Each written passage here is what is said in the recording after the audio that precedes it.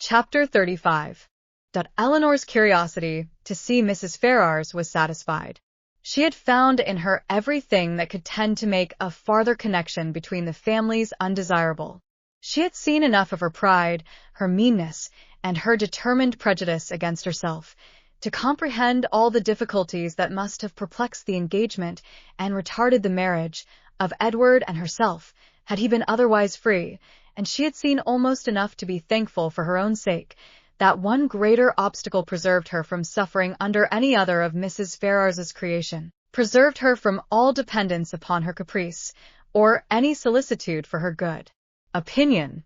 Or at least, if she did not bring herself quite to rejoice in Edward's being fettered to Lucy, she determined that had Lucy been more amiable, she ought to have rejoiced. She wondered that Lucy's spirits could be so very much elevated by the civility of Mrs. Ferrars, that her interest and her vanity should so very much blind her as to make the attention which seemed only paid her because she was not Eleanor appear a compliment to herself, or to allow her to derive encouragement from a preference only given her because her real situation was unknown. But that it was so had not only been declared by Lucy's eyes at the time, but was declared over again the next morning more openly, for at her particular desire, Lady Middleton set her down in Berkeley Street on the chance of seeing Eleanor alone, to tell her how happy she was. The chance proved a lucky one, for a message from Mrs. Palmer soon after she arrived carried Mrs. Jennings away. "My dear friend," cried Lucy, as soon as they were by themselves, "I come to talk to you of my happiness. Could anything be so flattering as Mrs. Ferrars's way of treating me yesterday? So exceeding affable as she was. You know how I dreaded the thoughts of seeing her, but the very moment I was introduced, there was such an affability in her behavior as really should seem to say, she had quite took a fancy to me. Now, was not it so? You saw it all, and was not you quite struck with it? She was certainly very civil to you." "Civil? Did you see nothing but only civility?" "I saw a vast deal more. Such kindness as fell to the share of nobody but me. No pride, no hauteur, and your sister just the same. All sweetness and affability."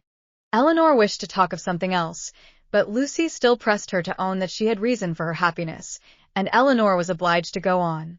"Undoubtedly, if they had known your engagement," said she, "nothing could be more flattering than their treatment of you. But as that was not the case, I guessed you would say so," replied Lucy quickly. "But there was no reason in the world why Mrs. Ferrars should seem to like me, if she did not, and her liking me is everything. You shan't talk me out of my satisfaction. I am sure it will all end well, and there will be no difficulties at all, to what I used to think. Mrs. Ferrars is a charming woman, and so is your sister. They are both delightful women indeed. I wonder I should never hear you say how agreeable Mrs. Dashwood was." To this Eleanor had no answer to make, and did not attempt any. "Are you ill, Miss Dashwood? You seem low, you don't speak. Sure you ain't well." "I never was in better health. I am glad of it with all my heart, but really you did not look it. I should be sorry to have you ill. You, that have been the greatest comfort to me in the world. Heaven knows what I should have done without your friendship." Eleanor tried to make a civil answer, though doubting her own success. But it seemed to satisfy Lucy, for she directly replied, "Indeed, I am perfectly convinced of your regard for me, and next to Edward's love, it is the greatest comfort I have. Poor Edward! But now there is one good thing, we shall be able to meet, and meet pretty often, for Lady Middleton's delighted with Mrs. Dashwood, so we shall be a good deal in Harley Street, I dare say, and Edward spends half his time with his sister. Besides, Lady Middleton and Mrs. Ferrars will visit now, and Mrs. Ferrars and your sister were both so good to say more than once, they should always be glad to see me. They are such charming women. I am sure if ever you tell your sister what I think of her, you cannot speak too high." But Eleanor would not give her any encouragement to hope that she should tell her sister. Lucy continued, "I am sure I should have seen it in a moment, if Mrs. Ferrars had took a dislike to me. If she had only made me a formal courtesy, for instance, without saying a word, and never after had took any notice of me, and never looked at me in a pleasant way, you know what I mean, if I had been treated in that forbidding sort of way, I should have gave it all up in despair. I could not have stood it, for where she does dislike, I know it is most violent." Eleanor was prevented from making any reply to this civil triumph by the doors being thrown open, the servants announcing Mr. Ferrars, and Edward's immediately walking in. It was a very awkward moment, and the countenance of each showed that it was so. They all looked exceedingly foolish, and Edward seemed to have as great an inclination to walk out of the room again as to advance farther into it. The very circumstance, in its unpleasantest form, which they would each have been most anxious to avoid, had fallen on them. They were not only all three together, but were together without the relief of any other person. The ladies recovered themselves first. It was not Lucy's business to put herself forward, and the appearance of secrecy must still be kept up. She could therefore only look her tenderness, and after slightly addressing him, said no more. But Eleanor had more to do, and so anxious was she, for his sake and her own, to do it well, that she forced herself, after a moment's recollection, to welcome him with a look and manner that were almost easy and almost open, and another struggle, another effort still improved them. She would not allow the presence of Lucy, nor the consciousness of some injustice towards herself, to deter her from saying that she was happy to see him, and that she had very much regretted being from home when he called before in Berkeley Street. She would not be frightened from paying him those attentions which, as a friend and almost a relation, were his due, by the observant eyes of Lucy, though she soon perceived them to be narrowly watching her. Her manners gave some reassurance to Edward, and he had courage enough to sit down, but his embarrassment still exceeded that of the ladies in a proportion which the case rendered reasonable, though his sex might make it rare. For his heart had not the indifference of Lucy's, nor could his conscience have quite the ease of Eleanor's. Lucy, with a demure and settled air, seemed determined to make no contribution to the comfort of the others, and would not say a word, and almost everything that was said proceeded from Eleanor, who was obliged to volunteer all the information about her mother's health, their coming to town, and which Edward ought to have inquired about, but never did.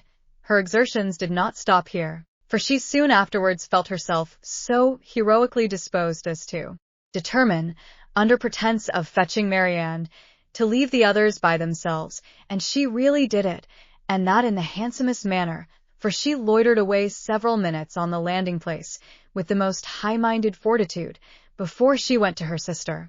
When that was once done, however, it was time for the raptures of Edward to cease, for Marianne's joy hurried her into the drawing-room immediately. Her pleasure in seeing him was like every other of her feelings, strong in itself and strongly spoken. She met him with a hand that would be taken, and a voice that expressed the affection of a sister.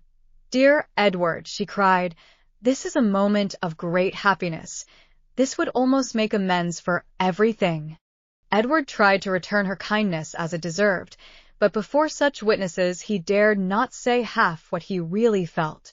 Again they all sat down, and for a moment or two all were silent, while Marianne was looking with the most speaking tenderness, sometimes at Edward and sometimes at Eleanor, regretting only that their delight in each other should be checked by Lucy's unwelcome presence. Edward was the first to speak, and it was to notice Marianne's altered looks and express his fear of her not finding London agree with her. "Oh, don't think of me," she replied with spirited earnestness, though her eyes were filled with tears as she spoke. "Don't think of my health. Eleanor is well, you see. That must be enough for us both." This remark was not calculated to make Edward or Eleanor more easy, nor to conciliate the goodwill of Lucy, who looked up at Marianne with no very benignant expression. "Do you like London?" said Edward, willing to say anything that might introduce another subject. "Not at all. I expected much pleasure in it, but I have found none. The sight of you, Edward, is the only comfort it has afforded, and thank heaven, you are what you always were." She paused, no one spoke. "I think, Eleanor," she presently added, "we must employ Edward to take care of us in our return to Barton. In a week or two, I suppose, we shall be going, and, I trust, Edward will not be very unwilling to accept the charge." Poor Edward muttered something, but what it was nobody knew, not even himself. But Marianne, who saw his agitation, and could easily trace it to whatever cause best pleased herself, was perfectly satisfied, and soon talked of something else. We spent such a day, Edward, in Harley Street yesterday. So dull, so wretchedly dull. But I have much to say to you on that head, which cannot be said now. And with this admirable discretion did she defer the assurance of her finding their mutual relatives more disagreeable than ever, and of her being particularly disgusted with his mother, till they were more in private. But why were you not there, Edward? Why did you not come? I was engaged elsewhere. Engaged? But what was that, when such friends were to be met? Perhaps, Miss Marianne, cried Lucy, eager to take some revenge on her. You think young men never stand upon engagements, if they have no mind to keep them, little as well as great. Eleanor was very angry, but Marianne seemed entirely insensible of the sting, for she calmly replied, Not so, indeed, for, seriously speaking, I am very sure that conscience only kept Edward from Harley Street. And I really believe he is the most delicate conscience in the world, the most scrupulous in performing every engagement, however minute, and however it may make against his interest or pleasure. He is the most fearful of giving pain, of wounding expectation, and the most incapable of being selfish, of any body I ever saw. Edward, it is so, and I will say it. What? Are you never to hear yourself praised? Then you must be no friend of mine, for those who will accept of my love and esteem must submit to my open commendation. The nature of her commendation, in the present case, however, happened to be particularly ill-suited to the feelings of 2/3 of her auditors, and was so very unexhilarating to Edward, that he very soon got up to go away. Going so soon, said Marianne. My dear Edward, this must not be. And drawing him a little aside, she whispered her persuasion that Lucy could not stay much longer. But even this encouragement failed, for he would go, and Lucy, who would have outstayed him, had his visit lasted 2 hours, soon afterwards went away. What can bring her here so often? Said Marianne, on her leaving them. Could not she see that we wanted her gone? How teasing to Edward. Why so?